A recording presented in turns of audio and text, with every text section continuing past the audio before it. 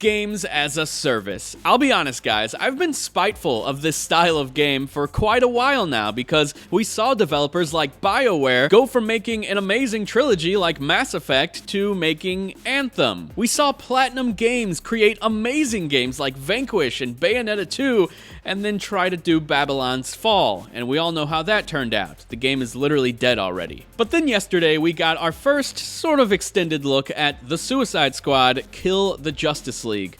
And I'll be honest, I just don't sense that Rocksteady magic in this game. There's something about it that just isn't pulling me in, surprisingly. Is it the new lighthearted tone? Is it the more corny writing than the Arkham series? Is it the combat and how floaty it looks? I'm not sure, but we're going to talk about it today, so let's get into it. One thing that's sort of surprising is that this is technically in the same exact universe as the Arkham games, which immediately feels off because, like I said, the tone is way more lighthearted, way more jokey, way more, I don't even know, 2023-y? It seems like a bunch of games are coming out that have this sort of weird, corny, Marvel-inspired writing, and I don't like to really throw Marvel under the bus because they have made some incredible, amazing things like the Daredevil series, like Punisher, like Endgame, like they've done some awesome emotional stuff, but I can't help but feel like a lot of the writing nowadays is actually inspired by Marvel. We saw Saints Row's writing, terrible. We saw Forspoken, awful. Atomic Heart, I'm playing through that right now, I'll probably do a video on it. Also, just kinda corny, doesn't even match the world that they created. So yes, in the latest Suicide Squad trailer, we did get corny writing, which I'm a little bit tired of it at this point, but I am gonna give it the benefit of the doubt because this is a comic book universe. They are doing a whole different tone, despite it being the same universe as the Arkham series, so at least it matches what they're going for, but being in the same universe is kind of strange. Like, we're going to see the same Batman. Apparently, this was Kevin Conroy's final performance as Batman. I don't know how much he did. I don't know how much Batman's going to be in the game, but I'm definitely excited to see him at least one more time because he's so iconic. But again, the tone of this game, it's kind of upsetting that this is going to be Batman's last appearance in a game that obviously doesn't really take itself too serious, based on the trailers, of course. But continuing with my criticisms from this new showing of Suicide Squad, the combat. There's something about it that just feels so like I've done this before. Like, I don't know where I've done it. Was it Crackdown 3? Was it Spider-Man? I'm not sure, but when I see the combat, I'm just not seeing anything new or exciting or even fun to watch. Like, there's something about it that just looks kind of boring. And it's crazy considering how much is going on. Like, there's people flying and jumping, you're shooting guns, you're swinging, and I don't know, there's something about it that I'm like, is this fun? Like, I don't know. Maybe there have been too many games like this. I'm not sure. I trust Rocksteady. I think they're going to make a very fun game. This has been a big criticism online, so I'm not trying to piggyback off of what everyone else is saying or ride the hate train or anything, but the combat does look really floaty. Like, extremely floaty. Like, you're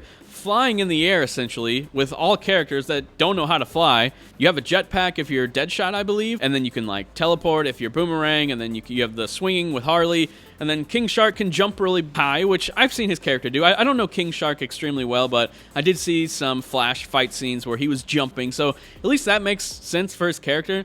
But the way he's floating in the air and attacking, and I'm seeing a giant shark do this, something is off-putting about it. It just doesn't look right to see a giant, big, muscular shark floating in the air while he's fighting. I get massive jumps, Hawk style, that makes sense. But King Shark, like, flying through the air, essentially, that's what he's doing.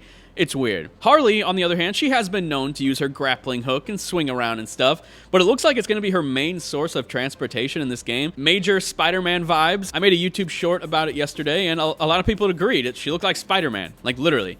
And what's funny is that her animation with her grappling hook honestly looks better than the Avengers game Spider-Man, which is kind of funny.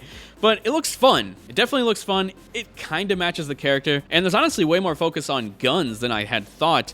I'm a little worried that a lot of the characters, they're going to have the same layout when it comes to how they feel. Like, the Avengers video game had a bunch of characters, but they all felt weirdly similar, and I think it was because they all played the exact same. They gave Hulk a projectile, like, aiming attack, and it was just weird. Like, he would just grab a rock from nowhere and throw it. It just didn't match his character, so I'm afraid that these are all going to have the exact same setup. Like, in Avengers, the characters were all different shapes and sizes, but for some reason, it all felt really similar. Black Widow's jumping just as high as the Hulk. Like, it just didn't make sense a lot of the time. Iron Man, using his jets, somehow is going at the speed of molasses. So yeah, what I'll say lastly about the combat is it doesn't really look that fun to play, but maybe when you're actually controlling the character and doing all the flips and explosions and all that stuff, that's a lot more fun. I honestly won't know until I have the game in my hands. But first reaction right now, I'm just thinking, this looks like Crackdown. Honestly, that may be a negative or a positive for you, but I just think it looks like I've already done it before. It looks like Crackdown. So yeah, we got somewhat of a greater look at the cast of characters. We saw Wonder Woman, Green Lantern, The Flash, and like I said, the writing is sort of all over the place. The character models, I'm not in love with. I think they look kind of generic, and I do think it's kind of strange that, like, this is supposed to be the Arkham universe, and from my knowledge, this is the first major time we're seeing any of these characters. Like, the Arkham games, I believe, had, like, hints at the Justice League being a thing, but it's a little strange that, like, now they're fully in this universe. Like, they've been here the whole time, essentially. And that's a little strange. I mean, again, why is this the Arkham universe? I feel like they could have just made it a brand new universe, but they just want to ride the hype of the Arkham universe and be able to put it in the marketing.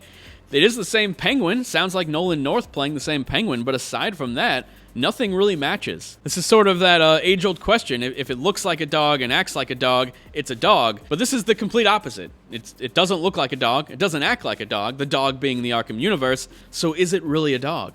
That is the question. Anyway, one of the biggest things about this title is the fact that it's a games-as-service game. And honestly, guys, I just don't see it happening. I see it having a great launch. I think people might even love it. It might even review really well. But is this going to be a game that gets people coming back to it every single day, or at least every single week? I don't think so. I just don't see it happening. Unless Rocksteady has an incredible layout of content that is completed and ready to go in the first year, who's going to be playing this game every single week? This is a game you sit down for a weekend, you play through the story, and you move on. But the industry has set an expectation now for a lot of AAA games, whether it be the publisher or the developer. Everyone's getting into games as service, and a lot of the times, these games started a long time ago. This game probably started development in 2016 or 17. Now, 5-6 years later, games as service are not really known for being a thing that people like. If you look at the comments on Twitch, on YouTube, on Twitter, everyone does not like the words games as service anymore, which is honestly a dream come true for me because, like I said, I want these developers to get back to what they're good at. Why is Crystal Dynamics making a service game, Avengers game, when they could have made just an amazing story, an amazing single-player campaign, or even a co-op campaign that wasn't based around having this weird hub and service elements? I feel like the Avengers game, somewhere inside of it, is a really good game, but they just forced in all these elements to get people to try and come back and spend money, and it just ruined it. It literally ruined the game. I'm afraid that's what's going to happen to this. I really fear this is another Avengers. I really do. So yeah, Suicide Squad, just to me, doesn't come off as a game people are going to want to return to. It to me looks like a game you play until you beat the main story, and then you move on with your life, like how I think most games should be. I think all of these service games, it's going to blow up in these developers and publishers' faces. Like, Sony's apparently working on 10 service games right now. 10! How many gamers do they think exists? How many service games can thrive? At that point, you're just going to be eating your own audience. Like, 10 service games? Anyway, sorry, that's so bizarre to me. Maybe some are small, but still, 10, mind-blowing. Why anyone would do that in 2023 when the tides are obviously changing. It seems like single-player games are coming back to the forefront and being the focus of a lot of gamers. Hogwarts Legacy, 12 million sales in 2 weeks.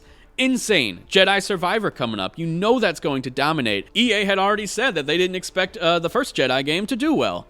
It's just like, guys. Well, first off, EA, I don't know. It's EA, so let's just move past that. Anyway, I don't know what's going to happen with Suicide Squad. I highly doubt it's going to be a good service game, but I wouldn't doubt if it's a decent video game, because like I said at the very beginning, this is Rocksteady. Let's not forget that. It's Rocksteady. Will they let us down? Maybe. But have they let us down before? Maybe. I mean, Arkham Knight kind of let me down a little bit. But was it terrible? No. It was a good game.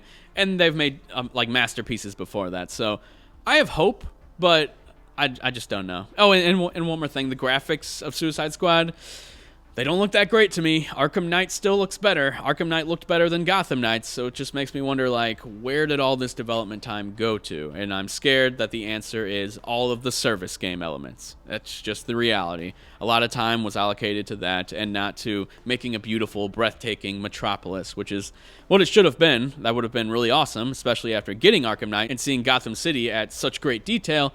But this game, to me, looks like a PS4 and Xbox One game at a higher resolution and frame rate. So yeah, I don't know. All of this is just reactionary, but that's what YouTube is. It's all about sharing your thoughts. So be sure to let me know your thoughts down in the comments section below. What do you think about Suicide Squad Kill the Justice League? Do you think it's going to be a good game? And do you think it's going to be a good service game? Two totally different things, and I'm not sure how WB is going to base the success on this game. If it sells well initially, is that good enough? Or does it need to thrive as a service game? Because if it does need to thrive as a service game, they're just setting themselves up for failure, because this just doesn't look like it's going to be a good service game. I hope I'm wrong. We're going to get new characters, new story stuff, hopefully, so I guess we'll have to wait and see. But thanks a lot for watching. If you enjoyed this video, hit that thumbs up. If you didn't, hit that thumbs down. I'll talk to you guys later. Goodbye.